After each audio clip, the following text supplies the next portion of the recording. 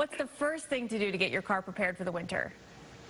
Okay, you have to remember there's a lot of things in your car that move, but the most important thing is visibility. 80% of your driving decisions are based on visibility. And when it's raining and snowing and ice, something as simple as a wiper blade in your headlights are really critical factors. So if you haven't replaced your wiper blades in the last year, look for a flat blade like this. You can buy them in any auto parts store. They'll install them for you for free. I mean, think of your emergency kit. We don't even think about that. I mean, you get your regular emergency kit. You want to add a snow brush and an ice scraper. You want to add hand warmers. And you're thinking, hand warmers? I don't care, no matter where you are in the country. If it gets cold enough where you can actually feel possible loss in your hands, this is where hand warmers make a lot of sense. Of course, you'll also want a hat, gloves, scarves. Those are kind of basic things that you might forget, but that could be the difference between freezing to death and not. What's some advice for first-timers in the cold winter months?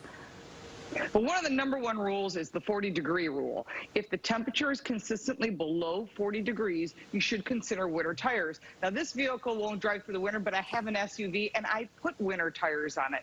And the reason for that is because you want the best traction. You wouldn't wear dress shoes during the winter. You would wear them during the summer outside. So just like you would put on a snow boot, you want to put on a snow tire or a winter tire. They'll give you the best traction, which equals safety. Also, fuel economy and handling. All those make a huge factor in your safety, especially if you're in the upper half of the country.